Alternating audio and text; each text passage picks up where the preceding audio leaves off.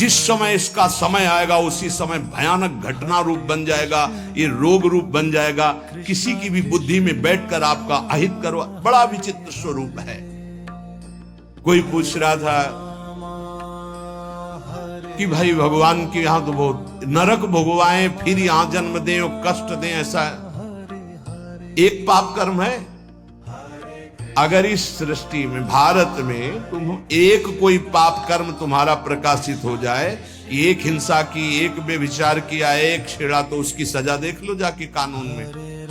बोले 20 वर्ष की जेल और 1 लाख रुपया जुर्माना। इसके बाद जुर्माना क्यों, जब उसको सजा दी जा रही है तो जुर्माना कैसे दे? उसको तो सजा दे दी। नहीं, कानून है, ऊपर से है जुर्माना। तुमने ऐसा किया 7 साल की जेल, 50,000 जुर्माना देना पड़ेगा। ऐसे ही नरक भोग और इसके बाद पुनः तिर्यक योनियों में जन्म और उसका दंड, ये जुर्माना। खेल तमाशा समझो। लाखों पाप ऐसे हैं जो तुम्हारे प्रकाशित नहीं हुए, हमारे प्रकाशित नहीं हुए। अगर भगवान की प्राप्ति नहीं होगी तो एक एक सेकंड के कर्म का भोग भोगना पड़ेगा। ये कब तक चलता रहेगा? जब से सृष्टि रची गई आज तक चल रहा है। तो इसलिए मुझे मनुष्य शरीर से तत्वबोध या भगवत प्राप्ति अत्यंत आवश्यक है। ये काम करने के लिए हम आए हैं। कर्मों को भोगना ही पड़ता है, चाहे जहां भाग के जाओ।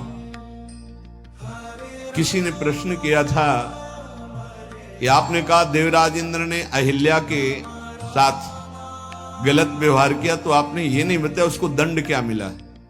क्योंकि दंड का विषय नहीं चल रहा था, विषय चल रहा था कि भोगाकर्षण कितना प्रबल होता है कि हजारों लाखों अप्सराओं का स्वामी भी, देवराज इंद्र भी, एक मुनि की कुटिया में जाता है और वहां ऐसे गंदे भाव से गौतम ऋषि का वेश धारण कर कर अहिल्या जी का, तो उसको जानते हो क्या दंड मिला था?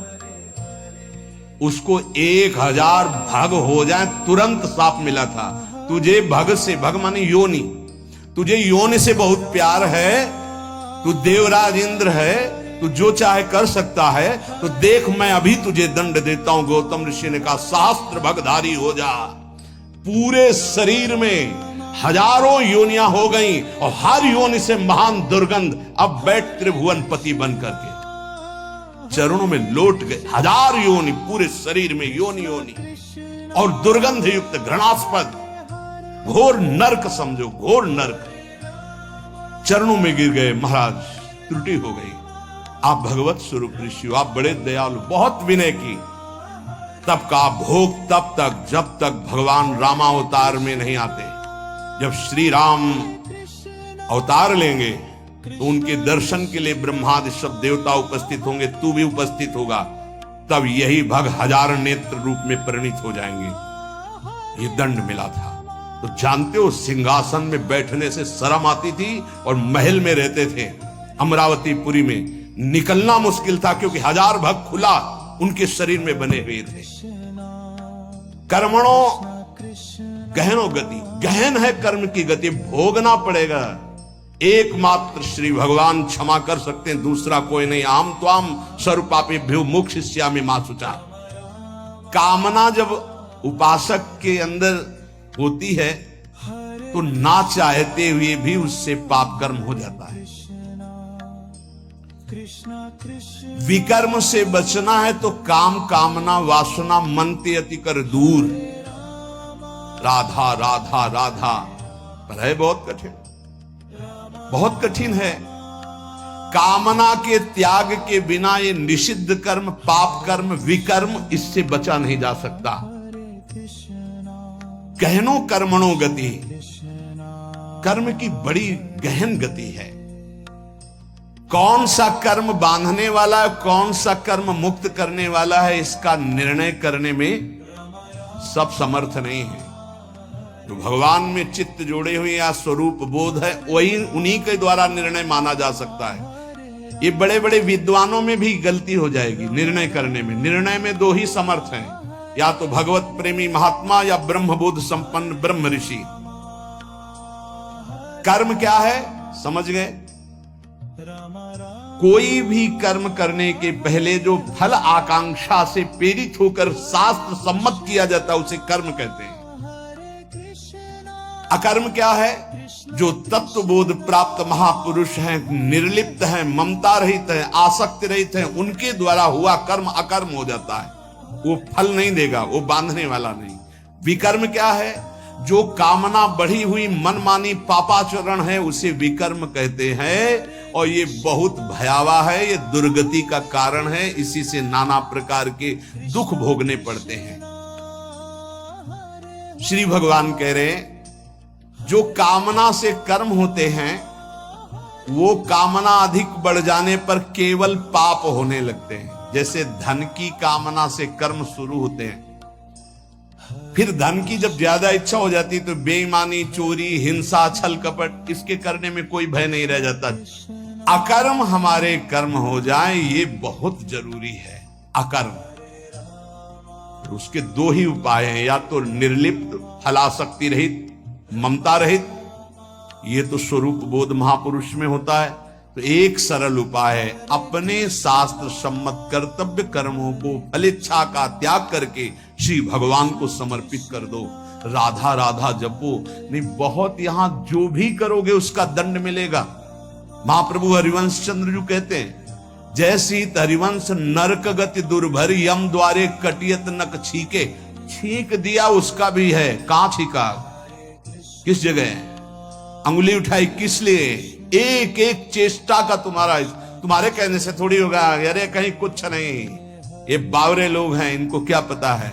जब दंड मिलते हैं तब इनको समझ में नहीं आता कहां से मिल रहा है दंड। अजर अमर हो, अविनाशी हो, शरीर को लेकर के देहाभिमान से बात कर रहे हो, कोई भगवान नहीं, कोई नहीं। तुम्हारे आंख मूंदने से हो जाएगा क्या? इस अपराध का दंड है। ऐसे ही यहां जो पापाचरण कर रहे हो कोई भगवान नहीं, इसका जब हिसाब आएगा तब तुम्हें पता चलेगा। करुणा निधान स्वामी ने ये जन्म तुम्हें अपनी तरफ से करुणा करके दिया है कि तुम मुक्त हो जाओ। उपासक को चाहिए कि कामना का नाश करके, विकर्म का नाश करके अकर्म हो जाए, तभी वो जीवन मुक्त होता है। कर्मण्य कर्म यह पश्येद कर्मणि च कर्म यह, सा बुद्धिमान मनुष्येषु स युक्तः कृष्ण कर्म कृत। बड़ी बात कह रहे हैं श्री भगवान। कर्मण्य कर्म यह पश्येद कर्मणि च कर्म यह, जो मनुष्य कर्म में अकर्म देखता है स्थिति, और जो अकर्म में कर्म देखता है, वो मनुष्यों में सर्वश्रेष्ठ बुद्धिमान है, वो योगी है, वो ज्ञानी है, वो संपूर्ण कर्मों को करने वाला होते हुए भी कृतकृत्य जीवन मुक्त है। ये स्थिति है। कर्मण्य अकर्म यह पश्येत, कर्म करते हुए भी अकर्म स्थिति, कर्म करते हुए भी निर्लिप्त रहना। निर्लिप्तता बहुत बड़ी सिद्धि है। यहां जो भी कर्म होता है लिप्त होकर होता है। मानो आधी आपकी परिक्रमा हुई, चलो अब बैठ करके पद गाते हैं, हो गए। नहीं नहीं, थोड़ा ही तो रह गया, पूरी हो जानी चाहिए। क्यों, कौन सा फल चाहिए, कौन सा फल चाहिए? नहीं, पूरी होने पर ही सिद्धि होती, फल प्राप्त होती। फल आगे रख लिया ना, लिप्त हो गए, लिप्त।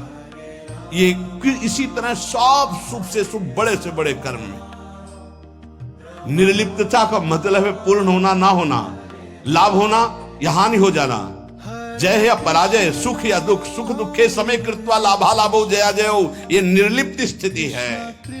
पूर्णता पूर्णता से मतलब कोई संकल्प नहीं, स्वाभाविक सहज ही। आगे इस श्लोक में इसका भी भगवान वर्णन करते हैं। पूरा हुआ कर्म या नहीं पूरा हुआ, फल अनुकूल आया या प्रतिकूल आया, आया या नहीं आया, इससे किसी से मतलब नहीं। निर्लिप्त शास्त्र सम्मत केवल कर्म बिना किसी संकल्प इच्छा के हो रहा है। यंत्रवत अमुक कर्म मैं करता हूं, इस कर्म का फल ये होता है, ऐसा लक्ष्य रख करके जो भी कर्म किया जाता है वो उसे बांधता है। ध्यान दीजिए, यहां भगवान बहुत सावधानी की बात कर रहे हैं। अमुक कर्म मैं करता हूं, इस कर्म का ये फल है, ऐसी भावना रखकर जो भी कर्म किया जाता है बड़े से बड़ा, वो उसे बांधता है ना कि मुक्त करता है। प्रत्येक कर्म का आरंभ और अंत होता है, शुरू और विश्राम होता है, इसलिए उसका फल आरंभ और अंत वाला होता है। परंतु हमारी जो दुख निवृत्ति होगी वो नित्य पद में होगी, जो निरंतर है, आनंदमय है, सच्चिदानंदमय है, वो अंत आदि वाला नहीं है। क्रियाएं सब आदि अंत वाली हैं, परिवर्तनशील हैं, उनके फल परिवर्तनशील हैं, पर जीव फल की इच्छा रख करके ही हर कार्य करता है।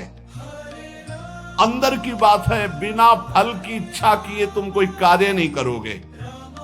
आज ऐसा करते हैं, पहले फल आएगा उसका, इसका फल क्या होगा, ये चलो ऐसा करते हैं। इसलिए भगवान कहते हैं कर्मण्य कर्म यह पश्चेत, जो कर्म करते हुए अकर्म कर दे उसको फल देने लायक न रखे, तभी जीवन मुक्त होगा। क्या कर्म होगा, निर्लिप्त, अनासक्त, फल की इच्छा रहित। हो रहा है, हो गया तो जय जय, नहीं हुआ तो जय जय, हमें कोई फल थोड़ी चाहिए था। स्वाभाविक एकदम, कितनी अखंड प्रसन्नता, परम विश्राम। लेकिन ये बात जब तक स्व का बोध नहीं है तब तक नहीं होगा, बहुत परेशान हो जाएगा, चिंतित हो जाएगा। फल की इच्छा ना रखने से नया राग उत्पन्न नहीं होता, नया राग उत्पन्न ना होने से वो बंधन मुक्त हो जाता है। ये कैसे समझ, बहुत कठिन है ये समझ में आना। साधक सर्वथा वीतराग तभी होगा जब उसका नया राग उत्पन्न ना हो। वीतराग महापुरुष के सारे कर्म अकर्म हो जाते हैं।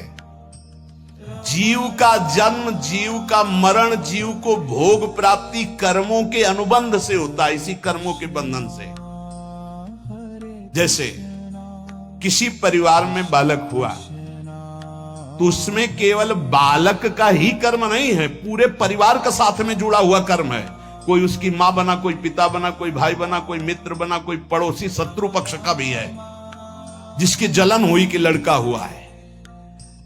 ऋणानुबंध, उनमें सैकड़ों हजारों लाखों के कर्म बंधन उस बालक से जुड़े हुए हैं। किसी का वो ऋण चुकाने आया है और किसी से ऋण वसूल करने आया है, किसी का सुख भोगा तो सुख देने आया है और किसी का बदला लेने आया है। सैकड़ों अनुबंध हैं उसके, एक बार जन्म में सैकड़ों कर्मों के अनुबंध हैं। अनेक जन्मों में अनेक लोगों से किया हुआ कर्म उसको भोगना होता है। ये लेन देन का, दुख सुख का, जन्म मरण का व्यापार बहुत समय से चलता आ रहा है, इसको बंद करने का अवसर आ गया है। जन्म मरण से छुटकारा मिलने के लिए हमको मानव देव सत्संग मिला है। इसको बंद करने का उपाय है आगे के लिए कर्जा लेना नहीं, और जिनको कर्जा दे दिए हैं उनका माफ कर दें या वापस ले ले, दुकान बंद करे चले। लेना ना देना, मगन रहना, दोनों बात करनी पड़ेगी। या तो माफ करो, प्रभु से प्रार्थना करो कि जिनको हम दिए हैं हमें कभी नहीं लेना, हमें नहीं लेना, क्योंकि लेने आना पड़ेगा। हे नाथ क्षमा करो, हमने माफ किया, और हमको माफ करो। जिनको हो तो प्रभु सामने भेजो और सेवा करवा दो, और या फिर माफ करो। अब लेने देने से हमें मुक्त करो, प्रभु ही करते हैं। जिनसे सेवा करवाई है सेवा करनी पड़ेगी। नया ऋण लेना बंद करो, पुराना ऋण चुका दो, सेवा कर दो, सेवा ले मत। ऋणानुबंध, लेने देने का व्यापार अगर बंद हो गया तो तुम मुक्त हो जाओगे, जन्म मरण बंद हो जाएगा। जैसे दुकानदार अपनी दुकान खत्म करना चाहता हो तो उसे दो काम करने पड़ेंगे। जिसको देना है उसको तो पक्का दे दो, देना ही पड़ेगा, नहीं तो दुकान हटाने के बाद भी वो लेगा तुमसे।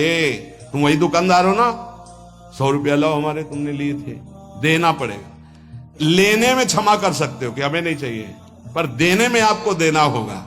जिससे लेना है उसे तो तुम क्षमा कर सकते हो, जाओ हमने माफ किया, लेकिन जिसको देना है वो देना है। नहीं वो तो कहीं भी दुकान खत्म करने के बाद भी मिलोगे तो तुमसे ले लेगा। अगर ये लेना और देना दोनों मिटा पाए इस जन्म में, तभी तो, जैसे कोई गाली दी तो हिसाब है भाई, हिसाब है। और हृदय में पीड़ा हुई ना तो हमने पहुंचाई होगी पीड़ा। राधा राधा राधा, किसी ने धक्का मारा, किसी ने कटु व्यवहार किया, अपमान किया, भगवान हमारे किसी अपराध का मार्जन कर रहे हैं, इसीलिए भक्त सहता है। अपने लिए अब किसी से कोई ऋण ना ले, सेवा किसी भी तरह का कुछ भी ऋण, ये ध्यान रखो, यहां से जाना है, हमें यहां से जाना है। शरीर से प्रेम ना अपने करो ना किसी और के करो, ये छूटने वाला है, जाने वाला है। कब जाएगा अब इसका पता नहीं, शाम के जाएगा कि कल सुबह जाएगा कि दोपहर जाएगा, 10 वर्ष में जाएगा कि 5 वर्ष, जाना है। जब हमें जाना है इस देश से तो फैलावा काहे को फैलाओ, समेट के अटैची बिल्कुल तैयार। मरने से सब जग डरा मेरो मन आनंद, कब मरी हो कब भेटी हो पूर्ण परमानंद। समझ में आ रहा है? मरने वाली अब शकुन वाली बात घर में अगर चला दे तो फिर बहुत ही, हाँ ये आखिरी मृत्यु होनी चाहिए, पर घर परिवार में बातें अब शकुन मानी जाती है, मरने की बात नहीं। नहीं क्यों? क्योंकि फिर पापाचरण में रति नहीं होगी अगर मरना दिमाग में रहेगा। नारायण स्वामी ने कहा 2 बात दिमाग में रख लो, एक नारायण को, दूसरी मृत्यु को, क्योंकि जाना है यहां से तो गंदी कमाई काहे को करो, अच्छी कमाई भगवान नाम दूसरों को सुख प्रदान करना। संसार से जो तुमने ऋण लिया है, अब हम किस किस को जाने किस किस जन्म से क्या लिया है, तो सरकार कह रहे हैं अहम त्वाम सर्व पापेभ्यो मोक्षयिष्यामि मा शुचा। श्री कृष्ण की शरण में हो जाओ, वो लेना देना दोनों का हिसाब कर देंगे। मालिक, नौकर का ऋण मालिक चुकाता है, सेवक का बंधन मालिक मुक्त करता है। कोई भी गड़बड़ी हो जाए तो आगे मालिक को आना पड़ेगा। अगर सही ईमानदार मालिक है तो छाती आगे लगे, नहीं मुझे मार लो, इसको छोड़ दो, जो भी कहो वो मैं दंड स्वीकार कर, इसको छोड़ दो। तुरंत विभीषण पाछे मेला, सन्मुख राम सहयो सोई सेला। ये हमारे स्वामी का स्वभाव है। सेवा भजन जप ध्यान समाधि, अगर ये अपने लिए है तो बंधन बहुत जोर का भी रहेगा समाधि तक, और अगर ये जगत मंगल के लिए है तो लेना देना खत्म हो जाएगा इसी से। ये भी अपने लिए नहीं है। अब आप ये भी समझ लीजिए, कह रहे सेवा भजन जप ध्यान समाधि ये जगत जगदीश स्वरूप है, इनके लिए है। जो भजन कर रहा हूं, सर्वे भवन्तु सुखिना सर्वे सन्तु निरामया, अगर इसका सुख मेरे लिए है तो फिर आओ यहां। अगर ये भगवान को समर्पित है, बहुत समझना है, बहुत समझना है, ये महापुरुषों के वचन हैं। कैसे आओगे? देवराज इंद्र, बड़े बड़े देवता, बड़ी बड़ी पदवियां, बड़े बड़े वैभव, ये सब साधन भजन करने वाले को तो मिले। मानो जो इसी देश के बड़े बड़े पदों में है, सब पुण्यात्मा है, इनका तप हुआ है। अब जो किया जाएगा वो आगे की फसल है, लेकिन पीछे की बहुत जोरदार फसल है। अगर मुक्त होना चाहते हो तो भजन भी अपने लिए नहीं है। तो दीहम वस्तु गोविंदम तो भ्रमेयो, लेना न देना मगन रहना, जीवन मुक्त हो गया। अब आपको लगेगा, जानते हो कैसे बात करते हैं महाराज, आज से 1 माला आपके लिए कि आपका रोग ठीक हो जाए, और 10 हमारी। 1 माला सिर्फ आपको देंगे, इष्ट और गुरु को 1 माला, 10 माला मेरी नहीं भैया, मेरा अस्तित्व नहीं। अब जो कुछ हो रहा है वो सब आपके लिए है, आप जीवन मुक्त हो गए। ये बड़ा सूक्ष्म विषय है, बड़ा सूक्ष्म विषय। जीवन मुक्त होने के लिए आना न जाना, सेवा भजन जप ध्यान समाधि, ये केवल संसार के हित के लिए है। माला के घुमाए, इतना कष्ट सहकर माला घुमा रहे हो, कह रहे दूसरों के मंगल के लिए है। यही है लेना न देना मगन रहना, इसी से सब कर्जा मिट जाएंगे। भजन करने से सबके कर्जे निपट जाएंगे, जन्म जन्मांतर के जो हैं, नहीं कहां तक देंगे हम। कोई पीट रहा है, किसी को पीट रहे, सब हिसाब किताब हो रहे, कभी गर्भई में नष्ट हो गए, कभी जवानी में, कभी ये, कितना प्रपंच है। जब तक किसी के भी साथ संबंध रहेगा तो इस प्रकृति में आना पड़ेगा। एक और ऊंची बात है कि अब मैं भजन करता नहीं, मेरा राम भजन करते हैं। ये अब मतलब संतों की बात को कोई समझ पाए बड़ा कठिन होता है, लेकिन तुम ना ले आना ये बात अभी से कि हाँ हम तो भजन नहीं करते, श्री जी हमारा भजन करते हैं। वो बहुत ऊंची स्थिति की बात, जीवन मुक्त महापुरुषों की बात। भला ये बात पचेगी कि आज से जितने माला करेंगे, पाठ करेंगे, भजन करेंगे, सब अड़ोस पड़ोस में बट जाएगा, तुम्हारे लिए नहीं रहेगा। हम क्यों जाए फिर बाड़ी पाठ में, हम क्यों माला चलाएं, इतनी परेशानी होकर माला चला तो मेरे लिए नहीं है। इसका मतलब समझते हो, इसका गूढ़ मतलब है। एक माला जपा और कह दिया कि सबका मंगल हो, तो सबके मंगल का जो फल है वो आपको भगवत प्राप्ति करा दिया। समझ रहे हो, ये आंतरिक रहस्य है संतों का। 1 रुपया फेंको और 1 अरब रुपया एक साथ फायदा ले लो। फायदा हुआ कि नहीं हुआ? अगर 1 रुपये में 1 अरब, तो भारत में तो जनसंख्या कितनी है? 140 करोड़ है। ये तो केवल मनुष्यों की हुई। और दीमक की कितनी जनसंख्या है? पशु पक्षियों की, चींटी की, कितने जीव हैं?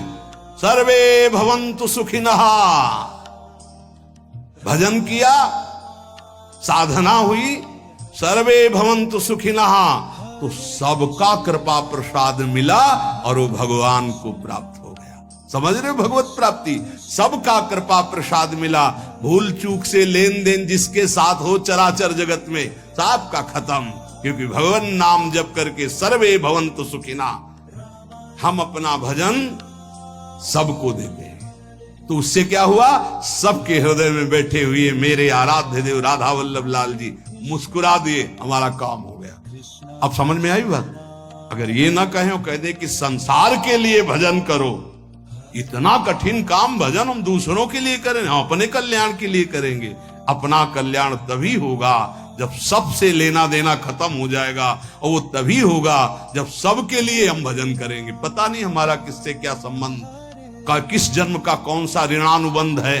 तो सर्वे भवन्तु सुखिनः सर्वे सन्तु निरामया, सबसे मुक्त हो गए और भगवत प्राप्त हो गए। ये बड़ा सूक्ष्म विषय है।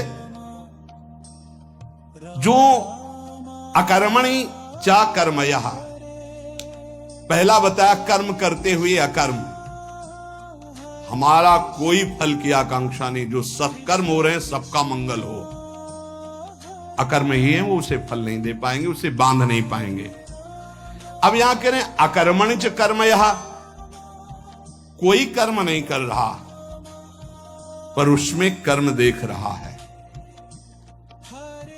वो निर्लिप्त महापुरुष कोई कर्म नहीं कर रहा, लेकिन उसका मंगल हो रहा है पूरे जगत का। उससे वो जहां से निकल रहा है, उसका जो दर्शन कर रहे हैं, जो वायु स्पर्श कर रही, जो संभाषण हो रहा है, जिसका पानी पी ले रहा है, जिसका भोजन पा ले रहा है, सबका मंगल हो रहा है। वो कोई मंगल का संकल्प नहीं कर रहा, लेकिन सबका मंगल हो रहा है। जैसे सुगंधित वायु बिना प्रयास के सबकी घ्राणेंद्रिय को सुख पहुंचाती है। संसार में कोई कार्य करने के लिए प्रवृत्त होता है तो उसके सामने 2 बातें होती, करना और ना करना, प्रवृत्ति और निवृत्ति। जो महापुरुष होते हैं ना प्रवृत्ति होती है ना निवृत्ति होती है। अब वो बड़ी ऊंची स्थिति है। ऐसे महापुरुष अकर्म में भी कर्म देखते हैं और कर्म में भी अकर्म देखते हैं, अर्थात निर्लिप्त रहते हैं। नैव तस्य कृते नार्थो ना कृते नेह कश्चन, कोई भी प्रयोजन नहीं होता, पर स्वाभाविक जगत मंगल उनके द्वारा होता रहता है। जब तक कोई भी प्रकृति से संबंध रखेगा मुक्त नहीं हो सकता। ये सब प्रकृति है, स्थूल सूक्ष्म कारण, तीनों लोग, चराचर जगत। ऊब गए होगे सुन के, अब देखो जरा विचार, आश्रय कितना मीठा है ना। ये है कठिनता, तभी कहा गया मुक्त होना कोई खिलवाड़ है, पर एक साकरी गली है, आ जाओ, बिल्कुल नजदीक है, हमारे भाई श्यामाजू को राज, वो सब ठीक कर देगा। बहुत करुणामयी है लाडली जी। जरा सा जहां मुस्कुराकर प्रीतम की तरफ देखा, कहा आने दो, पास हो जाएंगे। तो अब तो हमें भरोसा हो जाना चाहिए कि हमें कहा कि आने दो नहीं, हमें तो पास करवा दिया, बुला लिया। वृंदावन आ गए, श्री जी का जस सुन रहे हैं, श्री जी की, इतना कठिन है, देख लो ये एक योग का वर्णन हो रहा, कितना कठिन है। प्रकृति की रचना से किंचन मात्र संबंध नहीं रखना, और यहां इसी में लगे हुए हैं, केवल इसी में, प्रकृति के ही पोषण में लगे हुए हैं। बड़ा कठिन। परमार्थ की उन्नति को नहीं जानता, प्रकृति की उन्नति को जानता है। प्रकृति से किंचन मात्र संबंध न रहना, ये परमार्थ की उन्नति है, अंदर की बात। इसीलिए अध्यात्म बड़ा सूक्ष्म है। ना प्रवृत्ति ना निवृत्ति, ऐसी स्थिति वो महापुरुष अकर्म में भी कर्म और कर्म में भी अकर्म स्थिति देखता है। चलना फिरना, खाना पीना, स्थूल शरीर की क्रियाएं, एकांत में रहना, चिंतन करना, ध्यान लगाना, सूक्ष्म शरीर की क्रियाएं, और समाधि लगाना, कारण शरीर की क्रियाएं, ये तीनों क्रियाएं मेरी नहीं है, निर्लिप्त। उस महापुरुष के द्वारा सारे कर्म अकर्म होते हैं। इसीलिए योगस्था कुर कर्माणि, सब बुद्धिमान मनुष्येषु, वही बुद्धिमान है जो कर्म में अकर्म और अकर्म में कर्म को देखता है। सायुक्तः, जो सिद्धि असिद्धि में, जय विजय में, लाभ हानि में, सुख दुख में समान रहता, वो भगवत प्राप्त महापुरुष होता है। परंतु जब तक कुछ पाना शेष है, तब तक आना और जाना भी शेष है। शब्द ध्यान कीजिए, जब तक कुछ पाना शेष है, तब तक आना और जाना शेष है। और जब कुछ पाने की इच्छा नहीं रखती है अंदर वृत्ति कोई बुद्धि, तो वो जीवन मुक्त अवस्था को प्राप्त होती है। नाशवान शरीर से संबंध रखने वाला पाने की इच्छा रखता ही है। जब शरीर संबंध छूट जाता है, तब परमात्मा की प्राप्ति होती है। करना, जानना और पाना, ये तीनों बातें सिद्ध पुरुष में नहीं होती। करना, जानना और पाना, ये तीन बातें सिद्ध पुरुष में नहीं होती। उसे ही जीवन मुक्त महापुरुष होता। ना कुछ करना बाकी है, ना कुछ जानना बाकी है, ना कुछ पाना बाकी है। वो इस अशुभ संसार से मुक्त हो जाता है। यस्य सर्वे समारंभा काम संकल्प वर्जिताः ज्ञानाग्निदग्ध कर्माणं तमाहो पंडितम बुधाः। भगवान इस श्लोक में वर्णन करते हैं कि जिसका बिना किसी संकल्प के, कामना की, बिना किसी कामना के संपूर्ण कर्म हो रहे, वो कर्म ज्ञान रूपी अग्नि में जलकर भस्म हो जाते हैं, वही जीवन मुक्त, वही पंडित, वही बुद्धिमान। तो एक ज्ञान अग्नि है और एक प्रेमाग्नि है। तो अगर ज्ञान समझ में ना आ रहा हो तो बस इतना समझ लो कि हर कर्म भगवान को अर्पित कर दोगे, वो तुम्हें बांध नहीं पाएगा। बड़ी चतुरता की बात है, पर माया भुला देगी, अर्पण करवाना भुला देगी। इसलिए सबसे प्रार्थना है कि प्रातः से लेकर शयन तक जो भी आपसे कर्म हो, पहले निरीक्षण करो, इसमें गंदी बात, गंदी सोच, गंदी क्रिया कौन सी हुई, और उसको डायरी में लिखो कि ये शास्त्र विरुद्ध बात हमसे हुई, जीवन में हमसे ना हो। भगवान से प्रार्थना करो, ऐसी हिम्मत बनाओ, उससे अलग निकलो, और जो पवित्र आचरण हुए वो भगवान को समर्पित कर दो। धीरे धीरे आपके अपवित्र भाव नष्ट हो जाएंगे, फिर पवित्र भाव श्री भगवान में स्थित हो जाएगा और जीवन मुक्त हो जाए। ये बहुत सरल उपाय है, और शास्त्र सम्मत है, हर कर्म भगवान को समर्पित कर। एक स्थिति आती है जब स्वयं समर्पित हो जाता है तो कर्म समर्पण पूर्ण हो जाता है, फिर वहां नहीं होता श्री कृष्णार्पणम मस्तु, राधा वल्लभ अर्पणम मस्तु, ये सब खत्म हो जाता है। पर प्रारंभ में सिद्ध बनने की चेष्टा ना करे। अगर भूल हो जाए तो हम कह रहे हैं प्रातः से लेके रात्रि को जब शयन करो तब पूरा का पूरा जोड़ करके, हे प्रभु सुबह से उठे से शाम तक अभी तक ये सब हुआ आपके चरणों में अर्पित है नाथ, आप मुझे बंधन मुक्त करके अपने चरणों का प्रेम प्रदान करो, अपने चरणों का आश्रय प्रदान करो। ऐसा करने से ये जो बड़ा सुंदर विवेचन है, पर ये समझ पाना बड़ा कठिन है, तो भगवान को समर्पित कर दो, वो सब समझते हैं, वो कर्म बंधन मुक्त कर देंगे। शेष चर्चा आगे। श्री राधा वल्लभ लाल की।